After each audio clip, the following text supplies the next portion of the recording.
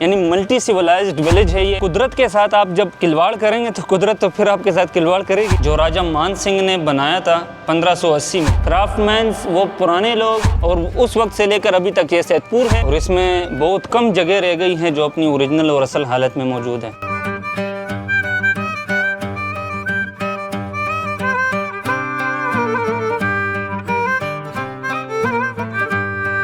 Welcome back viewers, मैं तैमूर जोज़े हूँ, आपके सामने एक नई वीडियो हाजिर कर रहा हूँ इस्लामाबाद का, बल्कि मैं कहूँगा कि ये पूरे पोटवार रीजन का, इस खित्ते का सबसे पुराना गांव है सैदपुर। उसमें आज हम आए हैं।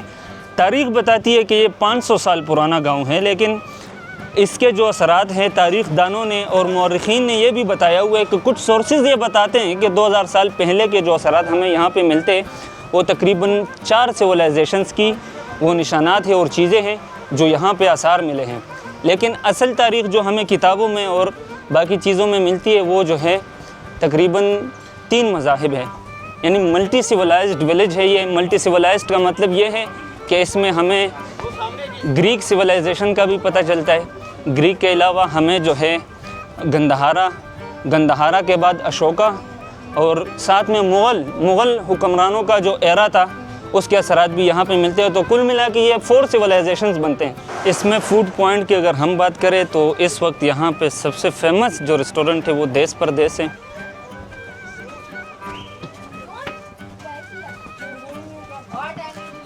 वही फीलिंग आ रही है, और इसमें बहुत कम जगह रह गई हैं जो अपनी ओरिजिनल और असल हालत में मौजूद है।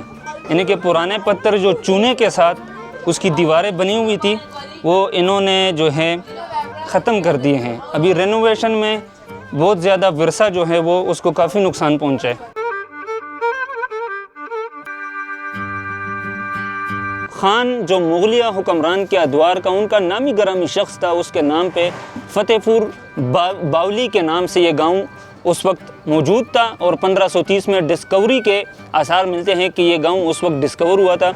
और फतेहपुर बावली इसको इसलिए कहते हैं क्योंकि बावली एक कुएं को कहते हैं, और यहाँ पे एक कुआं मौजूद था जो अभी नहीं है, और उसके साथ बहुत सारी चीज़ें इस तरह हमें मिलती हैं कि वो अभी अपनी ओरिजिनल और असल हालत में मौजूद नहीं है। नाजरीन, उसके बाद अगर हम बात करें तो 1530 के बाद उसके लगभग तकरीबन 10-20 सालों में ये जो गाँव है ये शहनशाह अकबर ने जो है सुल्तान सारंग खान के बेटे सैयद खान गक्खड़ को जो है वो अता किया, इस वजह से कि वो शेरशाह सूरी के ख़िलाफ़ लड़ता था। तो सैयद खान गक्खड़ को जब ये अता किया गया तो उसी के नाम पे फिर इसका नाम सैदपुर रखा गया, और उस वक्त से लेकर अभी तक ये सैदपुर है। और अगर हम बात करें 1580 की, तो 1580 में मुगलिया दौर के एक हिंदू जो है वो शाही जो फ़ौज थी उसका एक हिंदू कमांडर था राजा मान सिंह, वो काबुल जा रहा था इसी रास्ते से होते हुए। चूँकि मैं आपको बता दूँ ये जो पुराना रास्ता था यहाँ से अफ़गानिस्तान जाने के लिए, वो सड़क जिसको जर्नेली रोड कहते हैं, आपने सुना होगा, जिसको हम अभी ग्रैंड ट्रंक रोड कहते हैं, या जो है उसको हम जीटी रोड कहते हैं, तो ये जर्नेली रोड था जो शेरशाह सूरी ने बनाया था। उसी रोड पे गुज़रते हुए उसने रावलपिंडी में स्टे किया। फिर सैयद खान गक्खड़ ने राजा मान सिंह को दावत दी कि आप सैदपुर आए। वो सैदपुर आया, जब उसने देखा कि यहाँ की खूबसूरती तो यार भला की खूबसूरती है, इतना ज़्यादा खूबसूरत गांव बंदों को भी खुद खींच लेता है, ये इतनी खूबसूरती थी, इसमें ब्यूटी थी। तो जब राजा मान सिंह यहाँ पे आया तो राजा मान सिंह ने ये मंदिर बनाया जिसको हिंदू मंदिर भी कहते हैं, इसको भी हम विज़िट करेंगे। उसके बाद नाजरीन 1880 के लगभग जो है यहाँ पे राजगान हवेली बनी थी। आपको ये भी बताते हैं कि 4 तालाबें थीं, राजा मान सिंह ने वो 4 तालाबें बनाई थी। राम, सीता, लक्ष्मण और हनुमान के नाम पे ये 4 तालाबें बनी थी। इधर ही है, बाकी 3 जो है वो आगे पहाड़ों के पास है। अच्छा, पहाड़ों के पास है। और अभी जो फ्लड आया था तो उसमें नुकसान कितना हुआ था? आपके घरों को नुकसान पहुंचा था? हमारे नहीं, ये नीचे अंकल रहते हैं, उनकी कैरी डब्बा चला गया था। कैरी डब्बा 3 गाड़ियाँ मैंने रिपोर्टेडली 3 गाड़ियाँ गई थी, और मोटरसाइकिलें तो 30 से ऊपर थी ना। और जानी नुकसान तो कोई नहीं हुआ ना? अच्छा। उसके बाद सीडीए ने जो प्रोजेक्ट स्टार्ट किया है एंटी इनरोचमेंट का, कि यहाँ से दोबारा से वो जो 200+ इलीगल स्ट्रक्चर्स है उसको हम गिराएंगे। उनमें आपका घर तो नहीं है? इसका है। आपका घर भी है? तो गवर्नमेंट ने कोई बात की आपसे कि आपको हम जगह देंगे या? हमारे तो उधर 3 घर है ना, एक कोई निशान लगाया, बाकी 2 सैदपुर में सिर्फ ये एक नाला रह गया है जो अपनी असल हालत में, लेकिन ये इस तरह गंदे पानी का नाला नहीं था। इसमें खूबसूरत चश्मे का बिल्कुल वाइट सफ़ेद पानी आता था, लोग उससे पानी भर भर के लेके जाके पीते थे। अभी आप देख सकते हैं कि कितना गंदा हो गया, और ह्यूमन इंजीनियर डिज़ास्टर इसको हम कहेंगे। ये कोई फ्लड डिज़ास्टर या नेचुरल डिज़ास्टर नहीं था, ह्यूमन इंजीनियर डिज़ास्टर था, यानी इंसानों का अपने हाथों का बनाया हुआ वो निज़ाम, जिसकी वजह से मतलब कुदरत के साथ आप जब खिलवाड़ करेंगे तो कुदरत तो फिर आपके साथ खिलवाड़ करेगी। पानी का रास्ता रोका गया, और वो सारी गैर कानूनी तजावुज़ात की वजह से।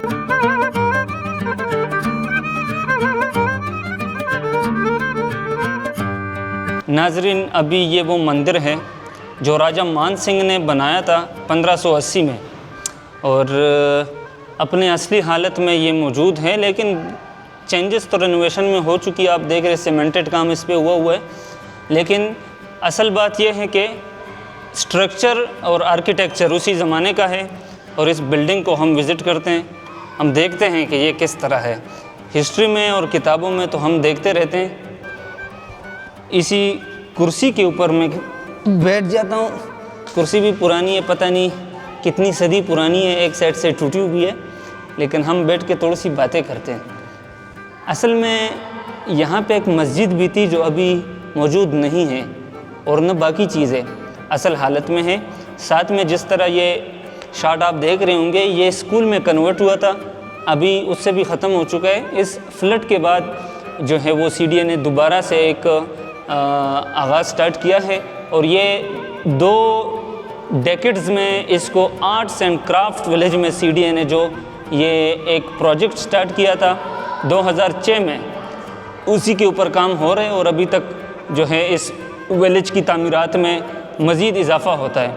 तकरीबन 350 से ज़्यादा कनाल एराज़ी ज़मीन वो खाली कर दी गई है, जिसको कमर्शियल हब में चेंज किया जाएगा। और यहाँ की जो आबादकारियाँ थी पुरानी, और यहाँ के क्राफ्टमैन्स वो पुराने लोग जो हाथों की सनत बर्तने बनाते थे मिट्टी के, वो यहाँ पे आपको बहुत इक्का दुक्का मिलेंगे, वरना तो नहीं मिलेंगे। तो वो ज़माना था जब यहाँ पे हिंदुओं का राज था, इसलिए तो राजा मान सिंह यहाँ पे आए थे और ये मंदिर बनाया था। और वो सारे हिंदू आपको अभी यहाँ पे नहीं मिलेंगे। एक मल्टी रिलीजियस विलेज था, लेकिन अभी वो रौनक और वो चीज़ें आपको यहाँ पे बिल्कुल नहीं मिलेगी। आइए मज़ीद देखते हैं राजगान हवेली और तालाबें। बोर्ड लगा हुआ है, कूड़ा फेंकना मना है, कूड़ा फेंकने वाले को पुलिस हवाले किया जाएगा। नीचे कूड़ा भी दिखा दे। अज़रबैजान का जो प्रोजेक्ट स्टार्ट हुआ है, तो जो पुराने राजगान हवेली थी या दूसरी हवेलियाँ थी वो सारी ख़त्म हो गई है। ख़त्म हो गई है। अच्छा, तो नाज़रीन, जिस तरह आपने सुना, वो हवेलियाँ और पुराने बिल्डिंग्स ख़त्म हो चुके हैं। यहाँ पे अज़रबैजान ने एक प्रोजेक्ट स्टार्ट किया है जिसमें इस्लामाबाद के 4 स्पॉट्स पे काम हो रहा है। एक उसमें कश्मीर हाईवे है, शकरपड़ियाँ हैं, सैदपुर विलेज है, और साथ में मिलोडी G6 का फूड पॉइंट है। उसमें से एक ये जो सैदपुर है, यहाँ पे काम ज़ोर शोर से जारी है। आर्किटेक्चर के अलावा यहाँ की जो नेचुरल ब्यूटी है वो ये पहाड़ हैं। ये गांव इन मार्गला पहाड़ियों के दामन में वाक़ है, और मार्गला पहाड़ियाँ खूबसूरत तरीन पहाड़ियाँ हैं जिसने इस्लामाबाद की खूबसूरती को 4 चांद लगाए हैं। और ये मार्गला हिल्स, ये जो है हिमालय रेंज के फुट हिल्स पे मौजूद है। ये पहाड़ियाँ ये जिसने सैदपुर को सैदपुर बनाया है, वरना तो ये इतना खूबसूरत ना होता अगर ये कुदरत के नज़ारे यहाँ पे ना होते। तो ये आप पहाड़ देख लें, ये दरख्त देख लें, अभी यहाँ पे खूबसूरत चश्मा है। अभी हम पहुँच गए भाई उस चश्मे के पास जहाँ से सफ़ेद पानी का ये चश्मा फूटता है। उन्हीं पहाड़ों के दामन में हम पहुँच गए। यार वाकई ये पानी साफ़ है। जिस नाले की हम बात कर रहे थे वहाँ पे नाली गंदा हो जाता है, क्योंकि वहाँ पे गटर के पाइप उसमें निकले हुए हैं। यहाँ से मैं अगर आपको पानी दिखा दूँ, ये आप नज़दीक से अगर इस पानी को देखें नज़दीक से, तो बिल्कुल फेवर वाइट पानी है, ये आप देख सकते हैं। और इन्हीं चश्मों के लिए राजा मान सिंह ने 4 तालाबें बनाई थी जो अभी मौजूद नहीं है।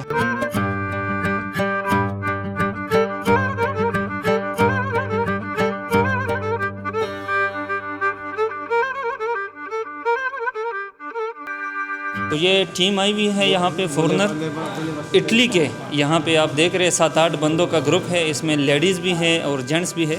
ये सारे आए हुए हैं और ये हमारा लोकल अंकल है, इन्होंने इनको जो है गाइड किया, यहाँ पे जो हिस्ट्री थी वो इनको बता दी। अब मेरे साथ इनका एक मेंबर मौजूद है, इनसे हम पूछेंगे। Hello Hello, ma cosa vuole sapere? Volevo sapere come Pakistan, come... Ah, इस जगह के बारे में ma पूछे è कि- proprio io non so ancora, l'ho appena visto. मैं काफ़ी ज़्यादा अभी आज ही आए हैं ये लोग। अच्छा। और अभी ये देख रहे हैं, लर्न कर रहे हैं, समझ रहे हैं। अच्छा तो यह है कि पाकिस्तान इनके लिए एक बड़ी यूनिक कंट्री और यूनिक डेस्टिनेशन साबित हो रही है, क्योंकि जो एक इंटरनेशनल इमेज बन चुका है। Okay, give a short message in your own language to Pakistani people. Ok. Accogliente, bello. ये आज थके हुए हैं।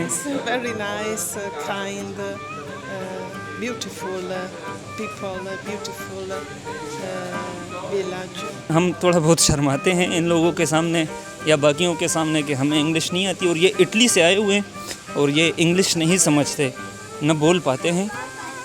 थोड़ा बहुत हमने इनसे अच्छा बोला, लेकिन वो नहीं शर्माते। देखिए, लोगों ने अपनी ज़बानों में तरक्कियाँ हासिल की और हम वहीं पे अटके हुए हैं कि English is very must for upcoming success या दूसरी चीज़ें, तो इसको बैरियर मत बनाओ। नाज़रीन, देश परदेश की ये इशा का वक्त है और यहाँ पे अभी हम इख्तिताम करेंगे, और कैमरामैन से गुजारिश करूँगा कि ये व्यू आपको इस वक्त वो आपको दिखाएं। और ये यहाँ के आलू के पराठे भी आ गए खूबसूरत से, और इसको अभी हम खाएंगे, लेकिन वीडियो ख़त्म होने के बाद खाएंगे क्योंकि वीडियो लंबी हो जाएगी। तो नाज़रीन, इजाज़त चाहता हूँ, हमारे चैनल को सपोर्ट करें, लाइक करें, चैनल को सब्सक्राइब करें। नेक्स्ट वीडियो में इंशाल्लाह फिर मिलते रहेंगे, तब तक अल्लाह हाफ़िज़।